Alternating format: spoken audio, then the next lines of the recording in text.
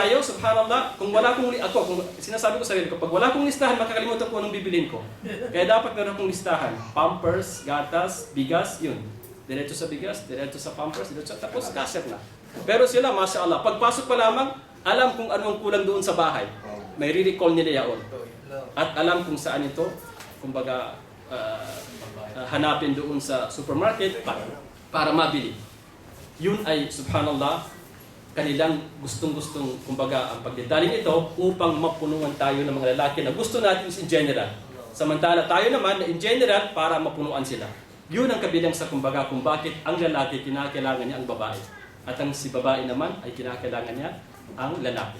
So dahil dito, sa mga bagay na ito, kinakailangan kayo ng mga babae, kumbaga, bigyan nyo kami ng pansin sa aming mga damdamin na hindi kami tulad nyo. Na gusto namin yaong itali. Kaya wag nang itanong sa amin na, sinong nakita mo doon sa mga anong kulay ng damit ni, hindi namin matandaan yan eh. Pero sapat na nakita ko doon si Masya Allah, sapat na yun sa amin. So dahil dito, kinakailangan ang babae, kumbaga, dapat sa kanya is mabigyan niya ng pansin ang likas natin ng mga lalaki. Na kumbaga, hindi tayo mahilig sa mga ganitong bagay na napakadetali. So dahil dito, kinakailangan sa babae na kumbaga kung gusto nila na higit ang pagmamahal ng kanilang mga asawa sa kanila, ay wala siyang makita si lalaki sa babae kundi puro magandang ngiti, hindi yung tawag nila yung ngiting pinipilit lamang, kundi yung ngiti talaga na talagang kumbaga gustong-gusto natin ng mga lalaki. At yung mga bagay na kung halimbawa minsan tayo mula sa trabaho, ang lalaki, hinahanap na dito is pagpapahinga. Kaya wag sanang abutin niya sa babae na masyadong,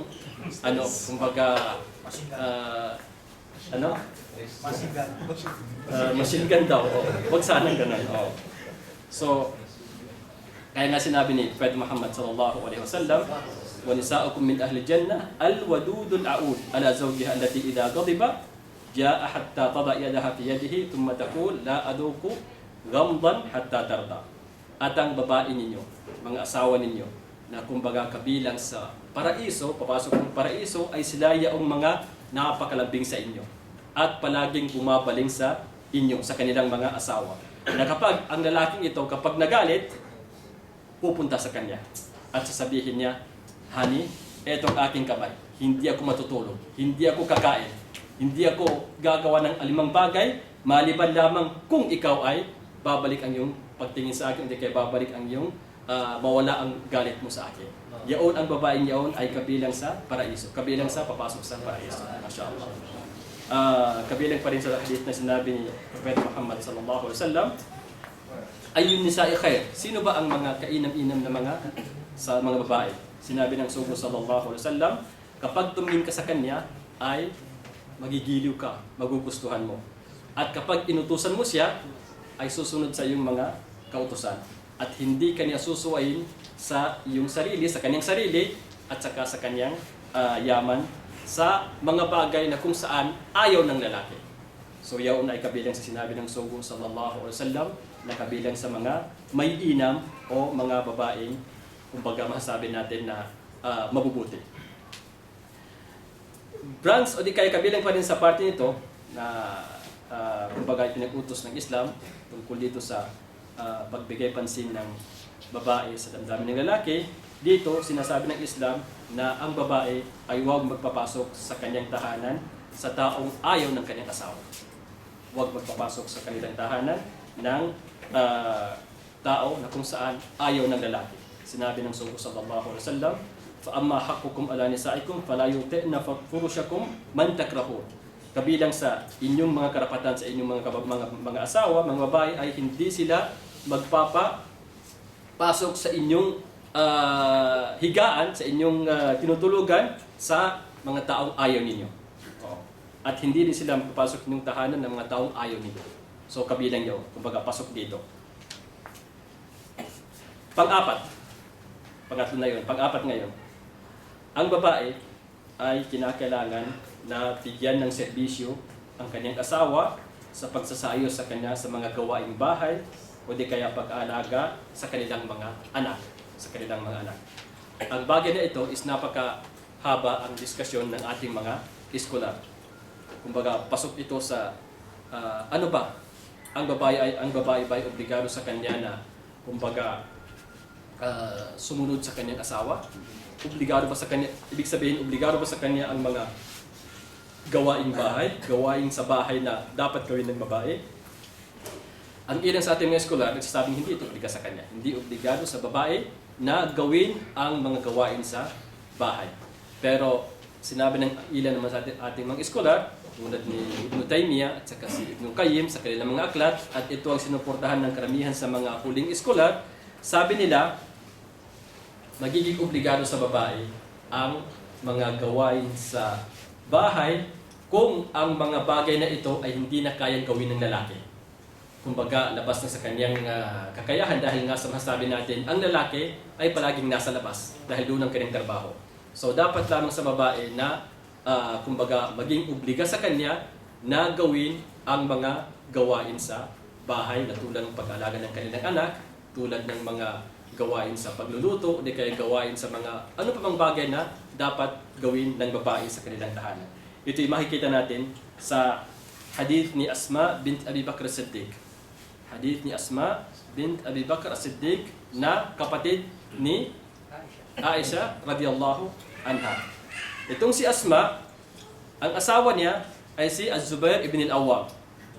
Az-Zubair ibn al-Awwam na kabilang sa al-Ashara al-Mubashirina bil Jannah, kabilang sa binigyan ng kumbaga mabuting balita na sila habang dito pa sila sa mundo ay papasok na ng paraiso.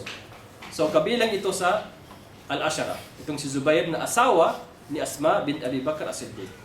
Ang sabi niya, ang ginagawa ko ay pagbibigyan ng serbisyo kay Az-Zubair sa lahat ng gawain sa bahay. Ito ang katibayan nila. Katibayan ng sabi, ito ibigaro sa kanya. At meron pa siyang sinabi ni Asma, meron siyang kabayo. Ang kabayong ito ay ginagamit ni Az-Zubair sa kumbaga mga kanyang pangangailangan, at lalong-lalo na sa mga bagay na kung saan ang sa digmaan. So ang kabayong ito ay pinapangalagaan o di kaya iniingatan ni Asma bint Abi Bakr as-Siddiq. Sabi niya, etong pinakamahirap para sa akin, itong pag-alaga ng kabayo. Itong pag-alaga ng kabayo. Kaya ako, sabi niya, ang nagbibigay ng pagkain dito, o di kaya nagbibigay ng mainom, o di kaya ano pa mang bagay na kinakailangan gawin. So dahil dito, itong sinasabi nila na kumbaga kabilang sa masasabi natin obligado sa babae na gawin ang mga gawain na nasa bahay. Sinabi pa ni ni Asma bint Abi Bakr na ito, napakasalan ako ni Az-Zubair. At si Zubair na ito, Az-Zubair ibn al-Awwam, ay wala siyang yaman, wala siyang pera. At wala rin siyang napapangalaga ang alipin, mamluk. Liban lamang sa kanyang kabayo. Kaya ang kabayo ito, sabi niya, ay ako nagbibigay ng pagkain dito at ako nag-aalaga dito. So dahil dito sinasabi natin na ito ay magiging obligado sa babae kung ang mga bagay na ito ay hindi na kayang gawin ng lalaki. Pero sa panahon o di kaya kapag ang lalaking ito ay may kakayahan na kumbaga tulad sa mga ginagawa ng ilan sa mga may kakayahan na kumukuha ng katulong, mas mainam ito. O di kaya masasabi natin na napakaganda ito upang sa gayon ang kanyang asawa hindi mapagod sa mga bagay na kung saan ay nakakapagod din sa mga gawain sa bahay. Pero ito na nga, sinasabi natin na ang ilan sa ating mga eskolar ay nagsasabing ito ay obligado sa babae sa mga bagay na hindi na kaya ng lalaki na gawin pa ito. Ang panglima na mga bagay na masasabi natin kautusan ng Islam sa babae ay sa panahon ng ihdad. Panahon ng pag-ihdad ng babae kapag ang kanyang asawa ay namatay. Ano ba ang ihdad? Ang ihdad, o di kaya al-hida na ito, sabi nila, is ang babae ay hindi mo na siya magsasayo sa kanyang sarili. Na tulad ng pagsuot ng mga damit na kapansin-pansin o pagsusuot ng mga alahas o di kaya pagsusuot ng mga sa panahon natin ngayon yung paglagay ng mga makeup. Kailan ito? sa panahon na ang kanyang asawa ay namatay. Yun ang tinatawag na ihdad. So dahil dito, sinasabi ng Islam na ang babae kinakailangan, pwede ba nating tawagin na pagluluksa? Itong ihdad?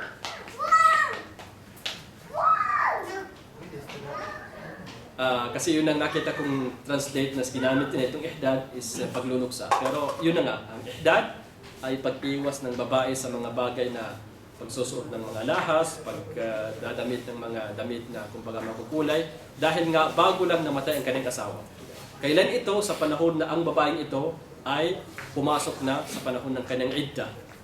At ang idda ng namatay ang kanyang asawa is ilang buwan? 4 ashhurin wa 10. 4 na buwan at saka 10 araw. So sa panahon na ito, bawal sa babae na kumbaga magsusuot ng mga bagay na ito. Binanggit natin sapagkat ito ay kumbaga kapag ipinakita niya ang mga bagay na ito, kung halimbawa kung masabi natin na medyo bata pa, may magkakagusto sa kanya. So baka matuloy ang bagay na ito sa panahon na nasa idda pa ang babae. So dahil dito, ito yung pinagbabawal. Kinakailangan matapos ang idda ng babae dito. So kabilang ito sa mga sinasabi ng Islam na ang babae bilang pagtupad sa samahan nila sa kanilang asawa nang mamatay ang lalaking ito, ay kinakailangan ang babaeng ito ay magsasagawa ng ihdad.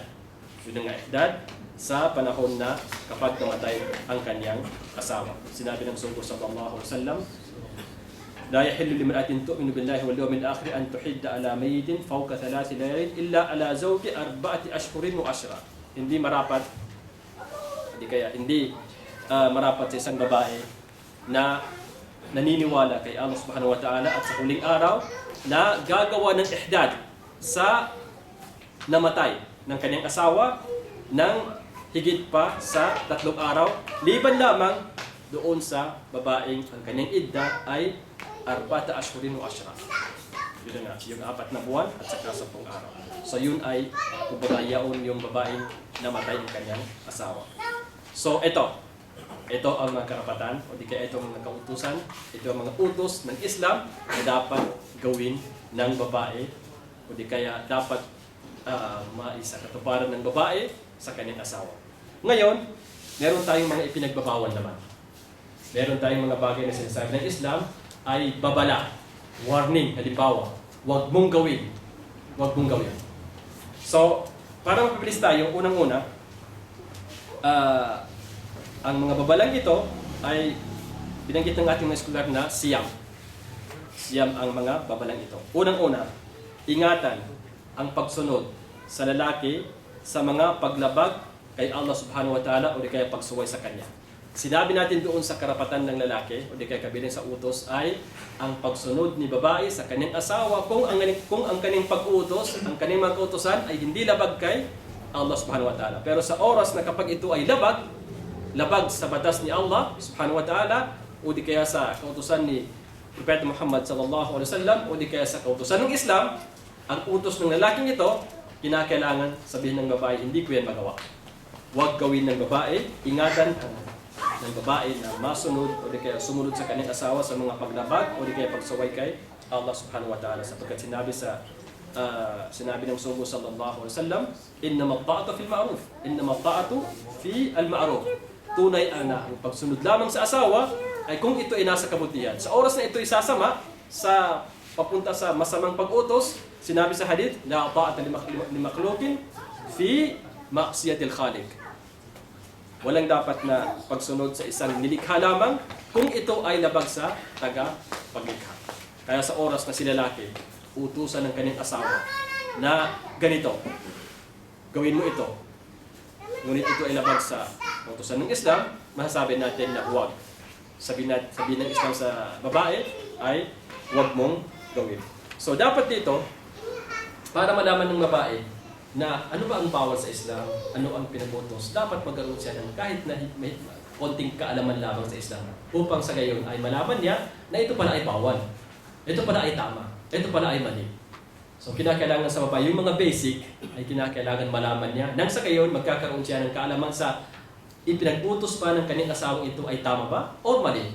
Ito ba ay pinapayagan ng Islam, pinapayagan sa batas ni Allah Subhanahu wa Ta'ala, sa batas ni Propeta Muhammad sallallahu alaihi wasallam, o di kaya ay labag dito. Sapagkat kung ito ay tama, kabilang sa mga batas na ipinataw ni Propeta Muhammad sa banal na Quran, sa Sunnah, susundin ng babae. Pero kapag sa oras na ito ay labag, sabihin ng babae na hindi kita masunod, hindi ko ito magawa.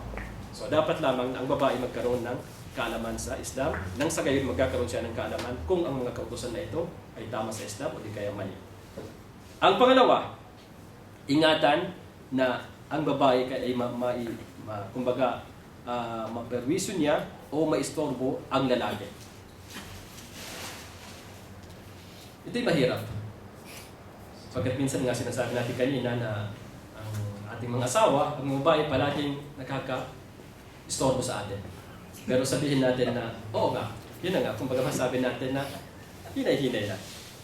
Sinabi ng Sugo sallallahu alaihi wasallam bilang babala sa babaeng ito, sabi niya, la tu'di imra'atun zawjaha fid dunya illa qalat zawjatuhu min al-huril 'ain la tu'di qatalakillah fa innama huwa indaki dakhil yushiku an yufarikaki ilayna. Kumbaga sinabi ng ito isang lalaki na tunay na mananampalataya, kumpleto, di kaya masasabi natin na napakataas ng kanyang pananampalataya. Ngayon, iniistorbo ng kanyang asawa dito sa buhay sa mundong ito. Kaya sinabi ng Sugo sallallahu alaihi wasallam, kung ang isang babae ay iniistorbo niya ang kanyang asawa dito sa mundong ito, sasabihin ng kanyang asawa na minal huril 'ain doon sa paraiso, sabi niya, la tu'di, huwag mo siyang istorbohin. Qatalakillah. Ano bang sa Tagalog nito? Kasi mahirap yan eh.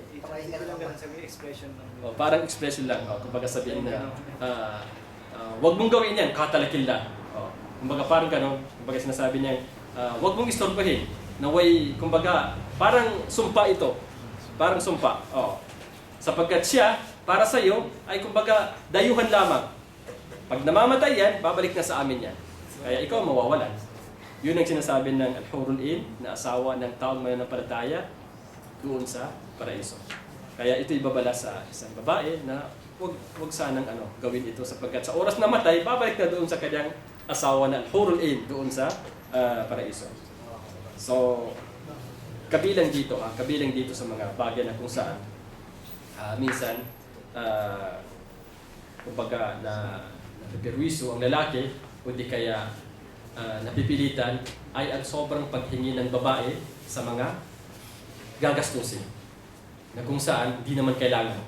Lumitaw lang ang bagong iPhone na ano bang bago ngayon na iPhone? iPhone X.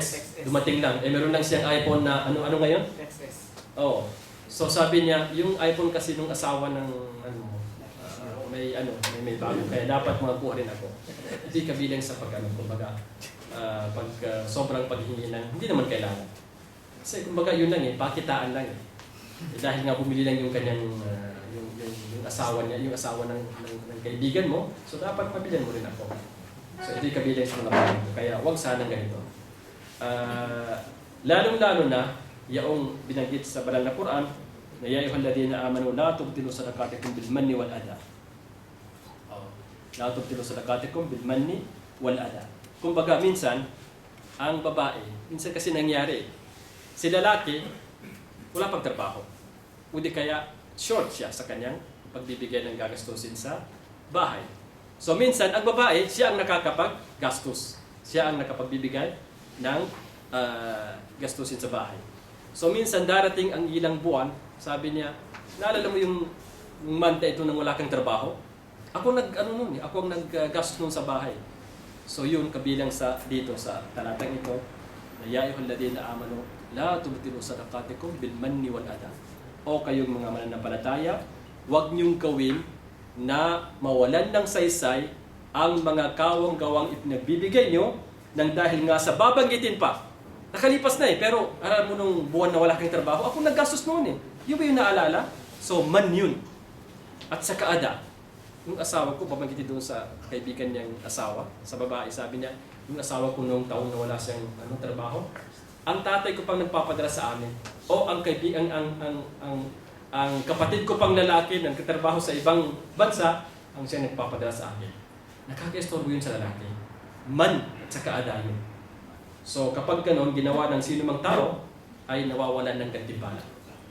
Nawawalan ng gantimpala na kapag naibigay mo na, naging sadaka mo na, and then hinabol mo pa na ito'y mawalan ng sese dahil nga sa binabanggit pa. Binabanggit pa. Kaya ang mga sadaka natin, halas, andun na yun.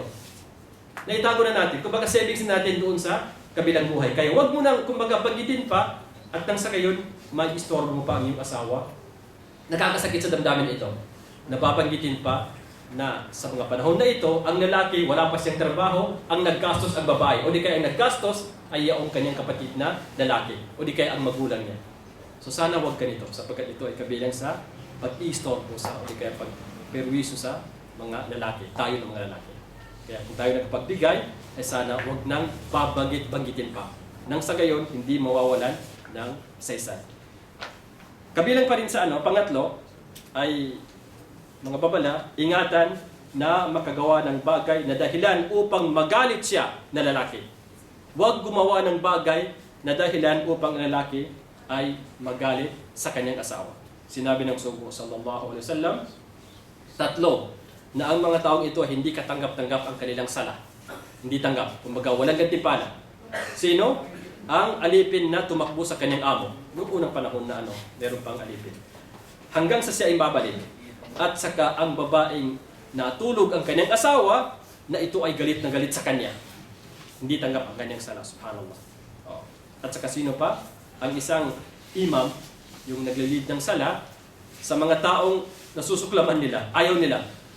Ayaw nila. So ang tatlong ito, sabi ng Sugo sallallahu alaihi wasallam, ay kumbaga hindi tanggap ang kanilang ginagawang sala. Kaya ingatan ng babae na magalit ang kanilang asawa sapagkat sa oras na ito'y nagalit, kabilang dito sinabi ng Sugo na ang kanilang sala ay maipagpaliban muna at hindi tanggap o di kaya walang gantimpala. Kaya papapagod ka lang. Ang pang-apat na dapat ingatan ng babae ay ingatan na kumbaga ang sabi sa Arabic ay kufranun ni'ma. Kufranu an-ni'ma o kufrun ni'ma. Ang lalaki gumagawa sa abot ng kanyang makakaya ng pagbibigay ng gagastusin, pagbibigay ng panustos sa bahay, sa oras na And then, nagkataon lamang sa panahon na walang-wala ang lalaki. O di kaya nagkataon lamang sa panahon na nagalit ang babae. Anong sasabihin? Wala akong nakita sa iyo na kabutihan. Sa buong taon, wala akong nakita sa iyo na kabutihan. Yun ang tawag sa Arabic ay kufranun ni'ma. Kaya ingatan ng babae na masasabi natin na maitakwil niya ang mga kabutihan ng lalaki. Kaya sinabi ng Sugo sallallahu alaihi wasallam, hindi titingin si Allah subhanahu wa ta'ala sa babaeng hindi marunong magpasalamat sa kanyang asawa, samantalang kailangan naman niya ito. Hindi titingin si Allah subhanahu wa ta'ala sa babaeng ganito ang kanyang ugali, hindi marunong magpasalamat sa kanyang asawa, samantalang ito ay kailangan naman niya. At dahil dito, sinasabi natin na itong bagay na ito ay kumbaga alinman ang naipagkaloob ng lalaki. Kung ito ay marami, magpasalamat. Kung ito ay sapat lamang sa kinakailangan o di kaya hindi pa sapat, ando doon naman yung tinatawag na pagtitiis. Ando doon yung tinatawag na pagtitiis. Sapagkat itong bagay na ito, yan lamang ating buhay. Kung darating sa atin ang mga may kaluwagan na biyaya, asyukur, pagpapasalamat. Nabi nga ng Sugo na kapag tataka ang kaugalian o di kaya ang nangyari sa isang mananampalataya, kapag dumating sa kanya ang kaluwagan, siya ay nagpapasalamat. Sa kabila naman ito, kapag dumating sa kanya ang kagipitan, siya ay nagtitiis. At para sa kanya ay puro kabutihan. Yaon ay mangyari lamang sa isang mananampalataya. So ito'y kabilang sa sinabi ng Sugo na subhanallah, sinabi ng Sugo sallallahu alaihi wasallam, nakita ko ang impyerno, sa panahon na ito, sa oras na ito nakita ko, wala akong nakitang nakakatakot. At nakita ko, sabi niya, na ang karamihan sa mga pumasok dito, ay mga babae. Nagtaka ang mga sahaba. Sabi nila, bakit Rasulullah? Bakit ganoon? Mga babaeng mas maraming pumasok sa impyerno. Sabi niya, bikufrihinna. Dahil sa kanilang kufr. So sabi nila, ayakfurna billah. Sila ba'y nagtatakwil o di kaya kumbaga tumalikod sa Islam at pumasok na sa ibang relihiyon? Sabi ng Sugo, hindi. Pagkus ito ay bikufril ashir o bikufril ihsan. Sabi niya, dahil nga sa hindi marunong magpasalamat sa kanilang asawa.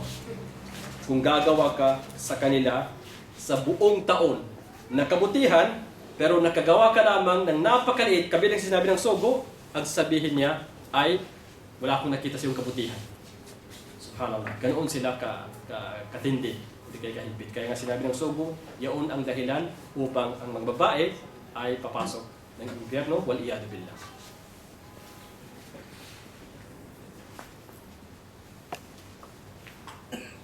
Yun ang pang-apat. Ang pang-lima, ingatan ng babae na humingi ng paghihiwalay ng walang dahilan.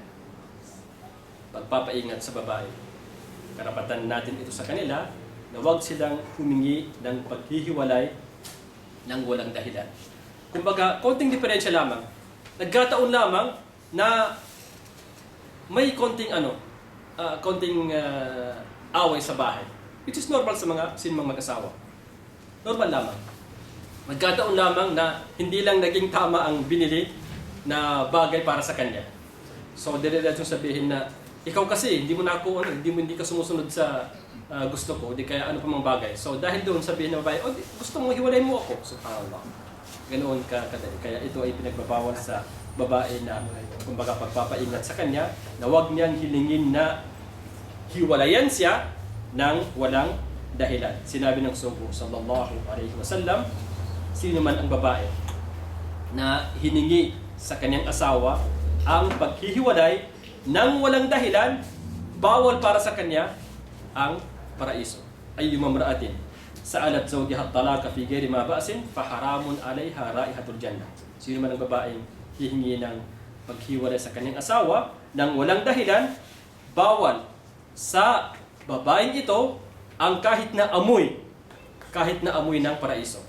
Ano kaya pagpasok? Amoy nga lamang is haram na sa kanya, kaya hindi na makukuha. Lalo yung pagpasok. Kaya ipinagbabawal sa babae na humingi ng paghiwalay ng walang dahilan. Ang pang-anim,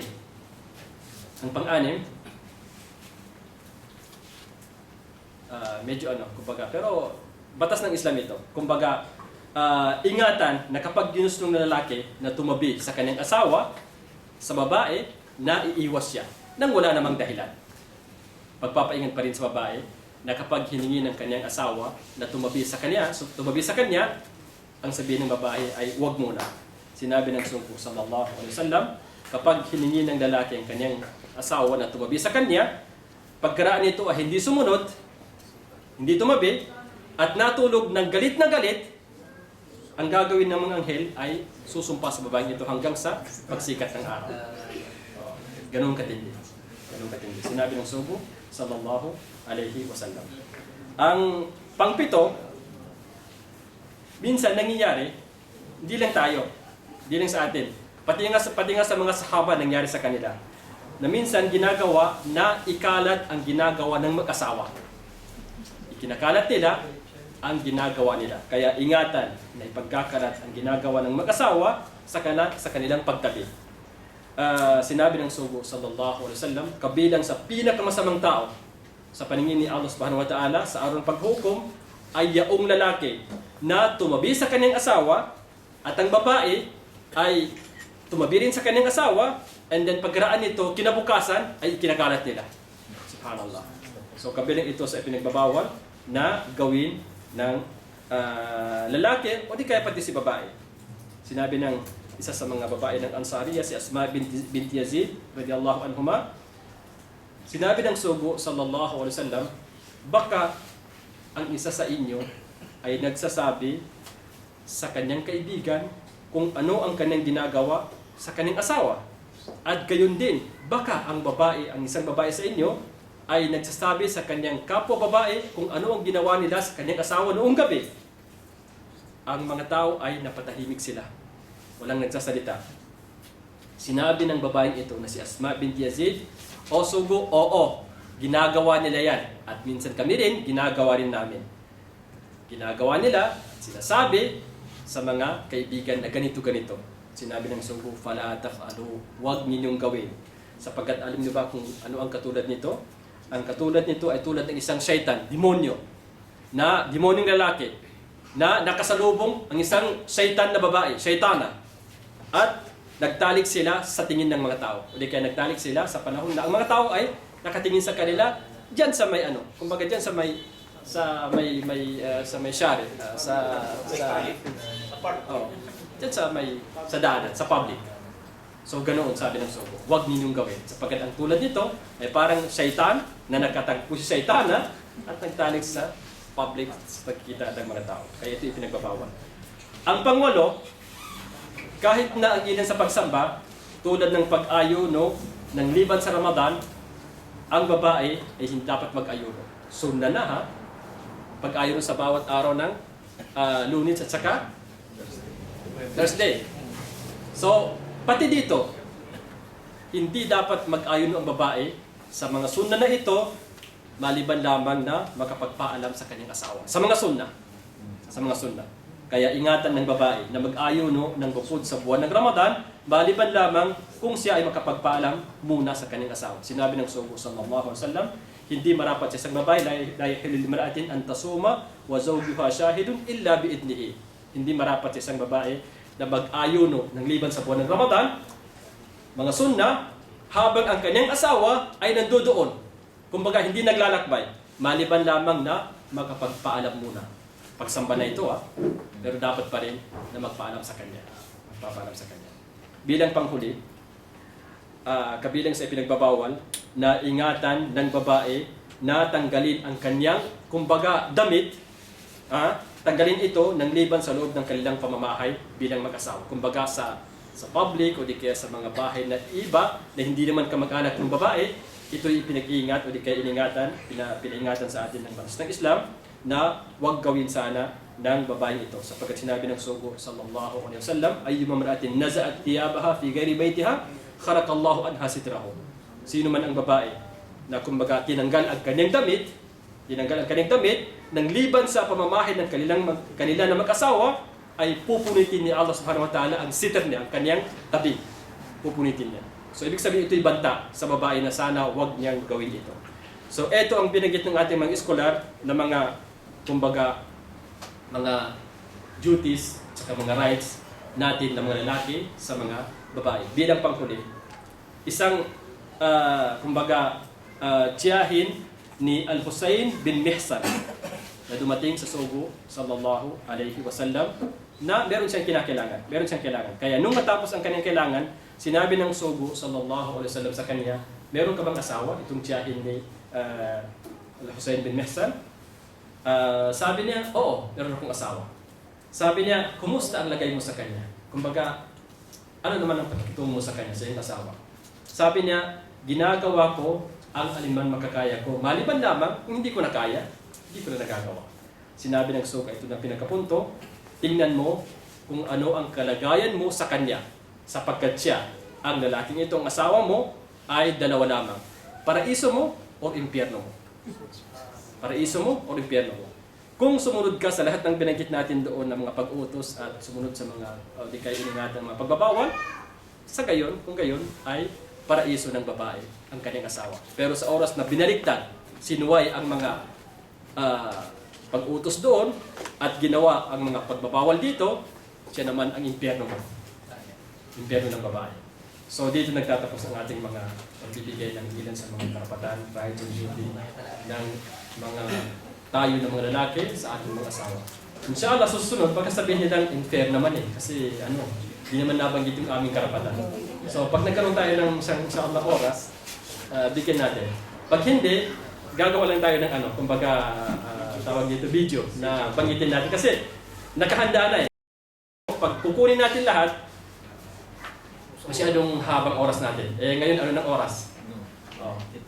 So inshallah pagka sa mga susunod is gawaan natin ng paraan na ito'y mabanggit nang sa gayon lang masabi na kumbaga unfair para sa kanila.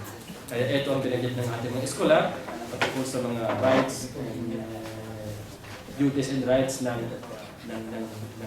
babae sa kanilang mga asawa, tayo ng mga lalaki.